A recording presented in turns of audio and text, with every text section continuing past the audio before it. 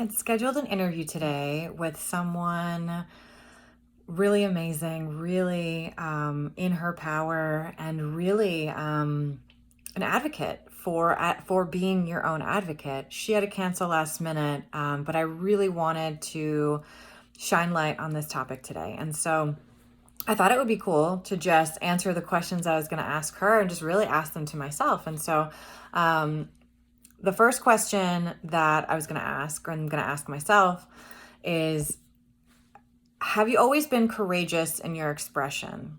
And if not, what shifted and enabled you to be courageous, be more bold, and be bolder in your asks of things? And so I definitely was never traditionally bold in my asks, bold in my expressions. I was a people pleaser for most of my life. And I said yes to things that I didn't want to do. I said no to things when I felt kind of stifled in my desire and my wants. And where that really showed up was when I was really sick and I had all these health issues going on. So I was diagnosed with MS when I was 21. And I remember being in the doctor's office and being so disempowered upon the delivery of my diagnosis.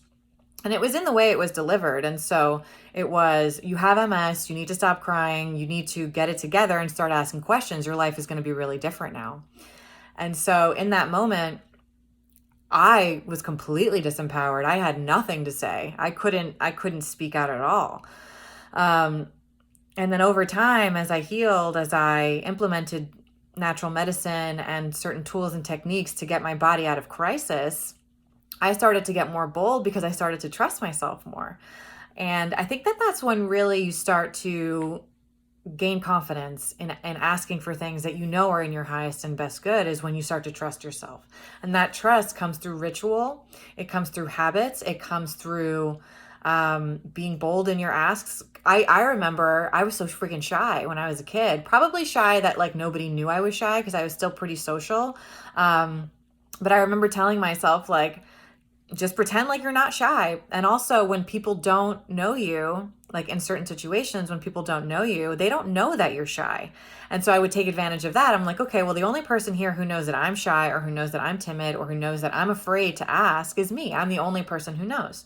So I can waive that. And I got really bold in that way. And so if that might support you when it comes to asking questions. And what's coming up for me mostly is when it comes to asking your doctor questions. So I didn't know what questions to ask when I was struggling with MS and autoimmune disease and chronic hives and digestive issues and eczema and crippling anxiety. I didn't know what questions to ask. All I knew is that I was supposed to take medications and see you at the next visit. And that wasn't good enough for me.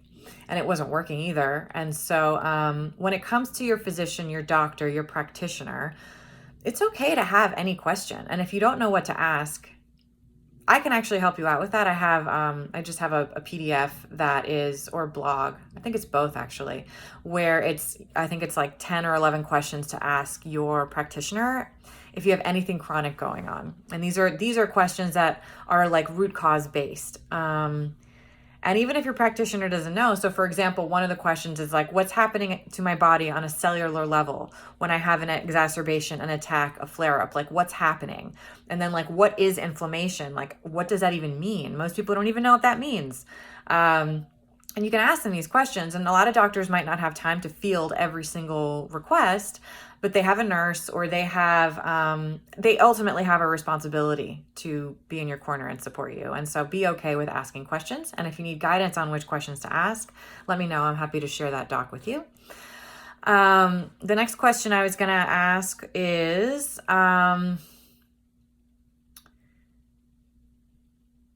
was pretty much like, what can you ask women who are struggling to find their voice? What can they do in order to claim more of it with their medical team or in life in general?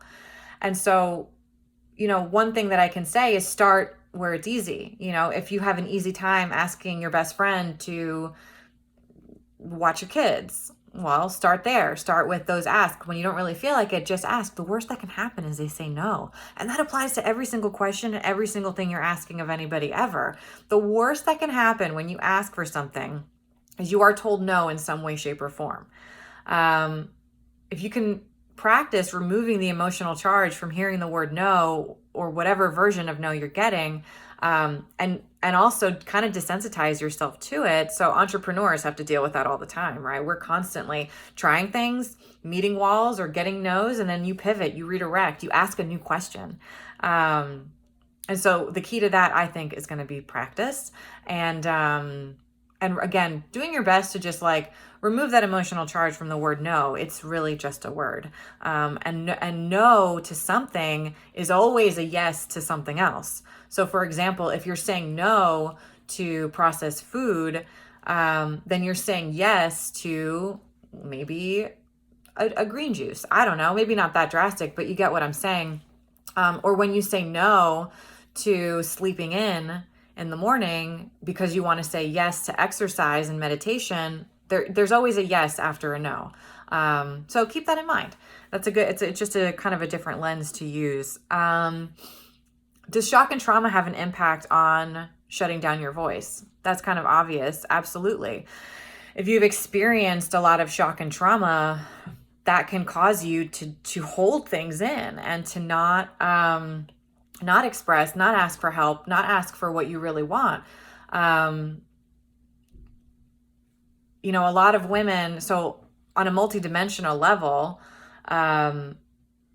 bioenergetic medicine shows us that a lot of women who struggle with their voice often maybe have a thyroid issue, or vice versa, really. Women who tend to have thyroid issues also tend to have an issue voicing their concerns, expressing how they really want to express. It gets shut down. And so does their expression. And so there's an interesting way to look at how the body is expressing symptomatically through a multidimensional lens. And I mean, you could go down a rabbit hole with how that applies, because there are parallels everywhere. And so get curious about your symptoms and how they're showing up and what the parallels could be in other forms and other parts of your life. I'll give you another example. I work with people with their gut health. And so sometimes people have parasites.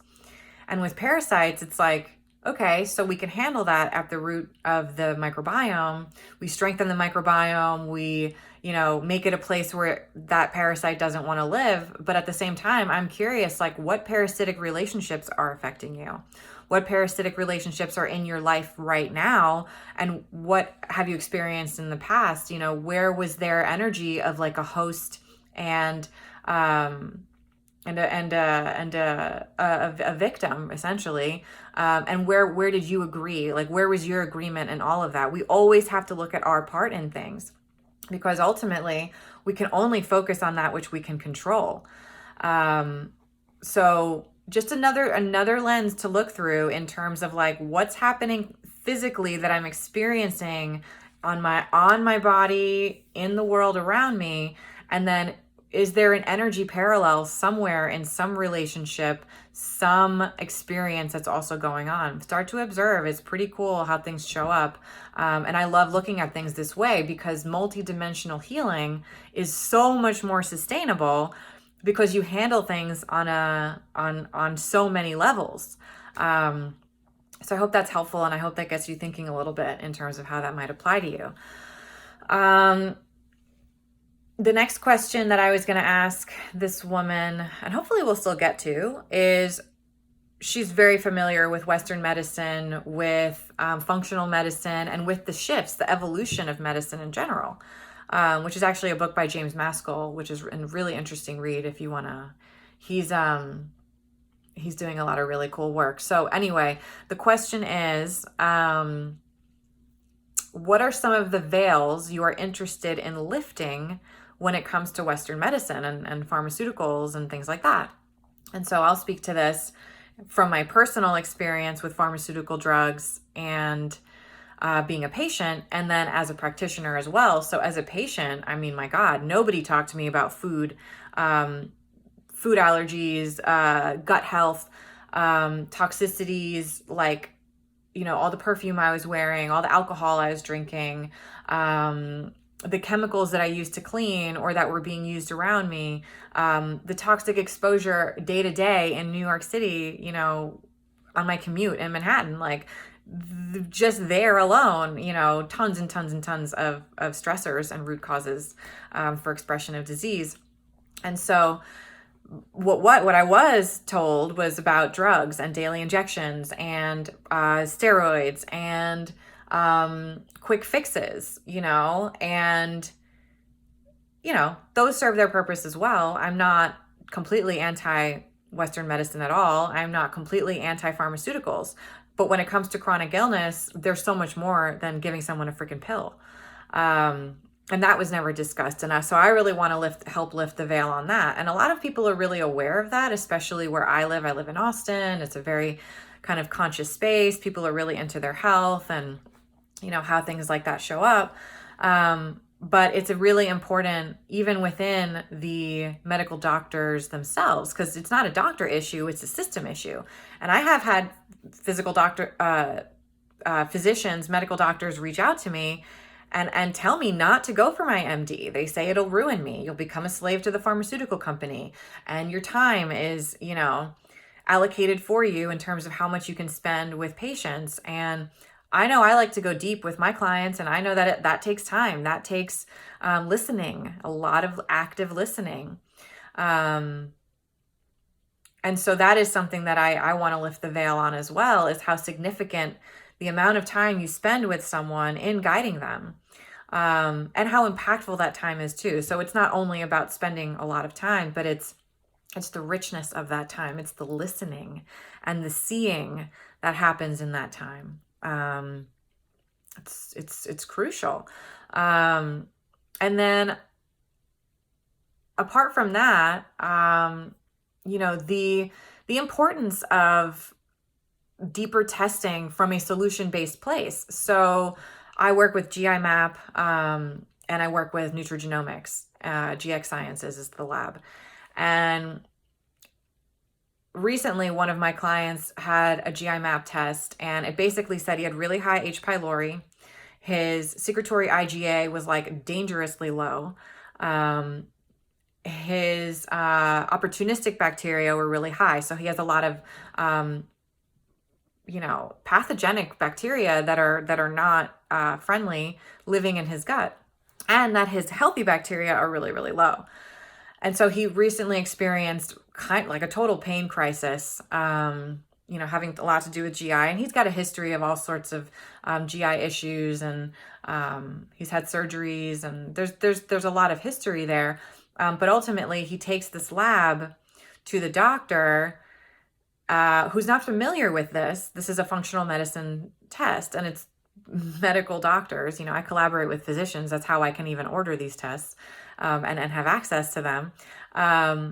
And basically, the doctor kind of downplayed everything that was on the result, because it's not a blood. It's not blood. It's not your everyday urinalysis. It's not your everyday LabCorp blood test results, or whatever. So it's like lifting the veil on being closed to these solution-based lab tests, to solution-based supplements, to solution-based sciences like epigenetics, like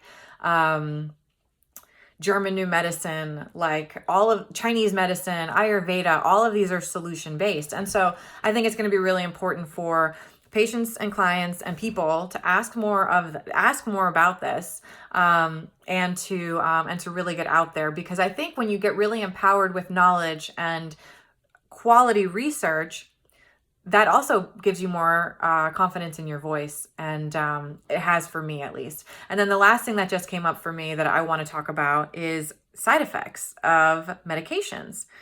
So I remember feeling like, and the way it's marketed is so genius, because what happens is they make you feel like the side effects only happen to a small amount of people. And so I remember always thinking like, well, I'm probably not going to be that small amount.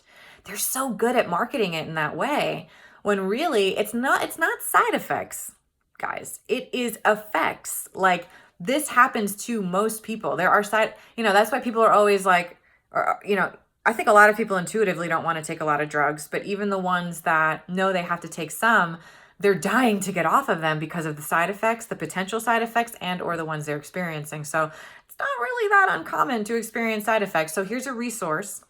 It's called rxlist.com. You can go there, you can type in any one of your medications, and you can look through all of the side effects. And you get some really good information there, and then you can see which ones you're experiencing, and then maybe you can tie it back to the medication you're taking, and then maybe you can ask for a different type of medication, or a way out, because I think that doctors definitely have the intention to help you heal. And they can co-create a way out with you. And if they're not willing to, then you're going to want to find a new doctor. So I hope that serves you. I we'll be talking more about all things related to health. I have a 6-month multidimensional healing program launching in September. I will officially announce it probably this weekend, or maybe when I get back. I'm traveling a little bit, and then when I come back, I'm going to be sharing more tools. I'm going to a quantum physics retreat called the Resonant Science Retreat all next week, and this is all, again, solution-based stuff. It talks about oneness. It's science. It talks about the physical body and how the energy body, all matter is preceded by energy. So you can actually sort of tell what's going to happen with the body. You can almost predict it on some level when you know what's happening in the energy field. And that's a big part of bioenergetic medicine. And so I'll end on that. Be bold with your asks. The worst that can happen is no. No one can make you feel inferior without your consent. That's one of my favorite quotes, that maybe one of the only things I really remember from high school. Eleanor Roosevelt, no one can make you feel inferior without your consent. So feel it in your body where you lose power, where you lose energy, notice it, and then ask anyway. Because again, the worst that can happen is someone says no, and then you pivot, you redirect. That answer will lead you to the answer you are seeking. So much love. Thank you for listening, and reach out if you have any questions or if you want to learn more about my 6-month. It's really an unveiling is kind of what I'm calling it. And it's a sustainable health accelerator program. So more on that to come. Love you so much.